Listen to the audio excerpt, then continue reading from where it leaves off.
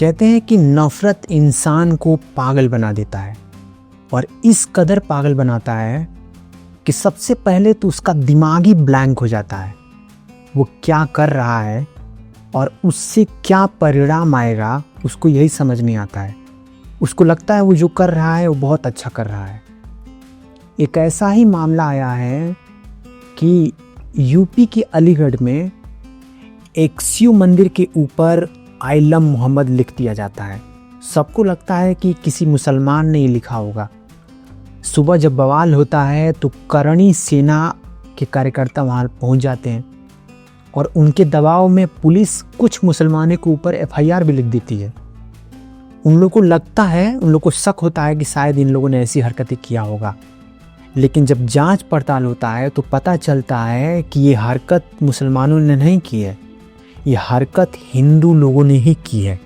सभी को पता है कि 25 अक्टूबर 2025 को थाना लोधा के दो गांव बुलकगढ़ी और भगवानपुर, दोनों बिल्कुल निकटवर्ती गांव है, लगभग आधा किलोमीटर की दूरी है दोनों गांव। सुबह एक पुलिस को सूचना प्राप्त हुई थी कि 4 मंदिरों में धार्मिक नारे लिख दिए गए जिसमें पब्लिक में आक्रोश था। पुलिस तत्काल मौके पर पहुंची, हमारे सभी अधिकारी मौके पर पहुंचे थे। धार्मिक नारों को वहां से हटाया गया था, पब्लिक से वार्ता की गई थी, उसमें अभियोग दर्ज किया गया। उसी केस का आज पुलिस ने खुलासा किया, इसकी सिटी साहब के नेतृत्व में और सीओ गवाना साहब की टीम ने एक खुलासा किया जिसमें 4 लोगों को पुलिस ने आज अरेस्ट किया।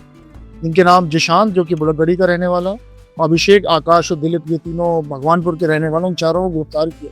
इनसे पूछताछ की गई और हमारे पास कुछ और साक्ष्य थे जिसमें कि हमारे पास सीसीटीवी फुटेज था, हमारे पास सीडीआर थी, हमारे पास जो नारे लिखे गए थे उनमें स्पेलिंग मिस्टेक्स थी, हर नारे में स्पेलिंग मिस्टेक थी। उन सभी तथ्यों को गांव वालों से वार्ता करके और पुराने केस रिकॉर्ड्स को देख के हम लोगों ने खुलासा किया। तो उसमें 2 इम्पोर्टेंट पॉइंट्स।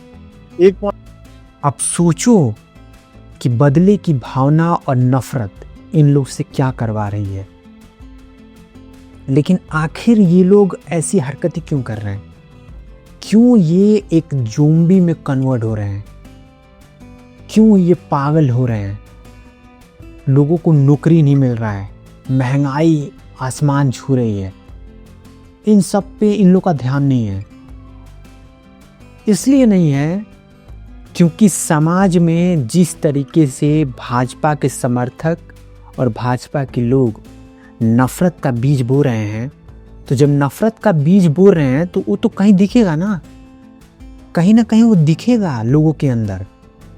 तो उसी का परिणाम ये है। अभी रिसेंटली एक वीडियो वायरल हो रहा है जिसमें एक बंदा है, वो भाजपा का पूर्व विधायक रह चुका है। वो बोल रहा है कि कोई मुसलमान 2 हिंदू औरतों को लेकर जाता है तो तुम 10 मुस्लिम लड़कियों को फंसाओ, उनको फंसा कर लेकर आओ, मैं तुम्हें नौकरी दूंगा, पैसा दूंगा।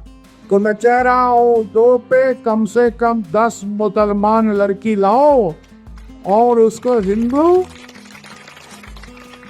कितने नौजवान तैयार है, जरा हाथ उठाओ। के पिरा के और लुका नहीं कुत्ता का 2 के 10 से कम मंजूर नहीं है। अरे फोरो क्या शादी हम कराएंगे और ये घोषित करते हैं कि जो लेके आएगा उसको खाने पीने बर्तन नौकरी भी दिलाएंगे, वो भी रोटी दी नहीं। अबे ये लोग नौकरी पैसा देंगे? हाँ, नौकरी पैसा का तुम लोग बात कर दिए ना, तुम लोग को मार मार के तुम्हारे ऊपर जो भूत चढ़ा है ना उतार देंगे लोग। नीट का या फिर एसएससी का एग्जाम होता है, वो पेपर लीक हो जाता है, 500-500 रुपया जुटा करके गरीब घर के किसान के बेटे लोग वो फॉर्म भरते हैं। अब लाखों की संख्या में लोग फॉर्म भर रहे हैं तो करोड़ों रुपया गवर्नमेंट को मिलता है, और जब करोड़ों रुपया आ जाता है तो पेपर लीक हो जाता है। और जब प्रोटेस्ट करते हैं तो उन लोग के साथ बदसलूकी किया जाता है और ये नौकरी देंगे। मतलब तुम्हारा जब मानसिक संतुलन खराब हो जाएगा तब ये तुम्हें नौकरी देंगे। ये लोग नौकरी की बात करते हैं, पढ़ाई लिखाई की बात करते हैं, वो भी कब? जब तुम इस तरीके के घटिया काम करोगे तब। और उससे पहले मांग दिए नौकरी तो क्या होगा? तो तब तो तुम्हारी सर्फ एक्सेल से धुलाई कर देंगे। या तो तुमको देशद्रोही घोषित कर देंगे कि भैया तुम तो देशद्रोही हो।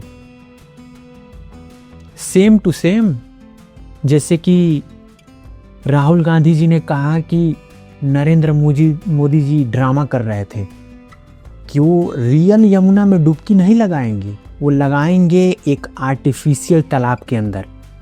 तो कह रहे हैं कि राहुल गांधी ने छठी मैया का अपमान कर दिया। मतलब कोई इनका अपमान कर दे तो छठी मैया का अपमान हो गया। और वो नेताजी जो बयान दे रहे थे इस तरीके का, वो उस इंसान के ऊपर कोई कार्रवाई नहीं होती है। उनसे बिल्कुल ही नहीं पूछा जाता है कि भैया आप इस तरह के नफरती बयान दे क्यों रहे हो, आप समाज में किस तरीके का ज्ञान दे रहे हो, लोगों को किस राह पे चला रहे हो, लोगों को जो हमारे जैसे युवा हैं उनको किस रास्ते पे ढकेल रहे हो, किस राह पे चलने के लिए उन लोगों को मजबूर कर रहे हो। और जिस रास्ते पर चलने के लिए मजबूर कर रहे हो आगे चल के वो क्या करेगा, वो किसी को हानि पहुंचाएगा, नफरत करेगा, वो चलता फिरता मॉन्स्टर बन जाएगा, किसी के ऊपर अटैक करेगा। तो जब किसी के ऊपर अटैक करेगा हो सकता है वो भी इंसान बदले की भावना में उसको भी हानि पहुंचा दे, तो लोग मरेंगे ना आपस में लड़के। पुलिस इनसे पूछती कि आखिर आप इस तरीके का नफरती बयान क्यों दे रहे हैं, लेकिन कुछ नहीं होता है। इनको तो लाइसेंस मिल गया है। जब कोई कार्रवाई नहीं हो रही तो यही माना जाएगा ना कि आप बोलिए जो मर्जी बोलना है। तो जब इस तरीके के लोगों के ऊपर जब कोई कार्रवाई नहीं होगी तो समाज में जो ये चल रहा है ना ऐसा होता रहेगा, लोग ज़ॉम्बी बनते रहेंगे। और जो लोग ये हिंसा कर रहे हैं ना उन लोग को ये समझना चाहिए कि हिंसा से पाया हुआ धन या खुशी, वो महात्मा गांधी जी भी कहते हैं कि हिंसा से पाया हुआ धन चाहे खुशी चाहे कोई भी चीज़ वो ज़्यादा देर तक नहीं टिकती है दोस्त, लेकिन जो उससे नफरत पैदा होगा ना वो बरसों तक रहता है। तुम किसी को हानि पहुंचा के, तुम्हारे अंदर जो नफरत है, तुम किसी को दर्द देके, तकलीफ देके या किसी के ऊपर हमला करके तुम्हें लगता है तुम्हें खुशी मिलेगा, तो गलत सोच रहे हो। क्योंकि जब तुम्हारे ऊपर कोई परेशानी आ जाएगी ना तो कोई काम नहीं आएगा, यहां तक कि नेताजी भी काम नहीं आएंगे। इसलिए नफरत मत करो।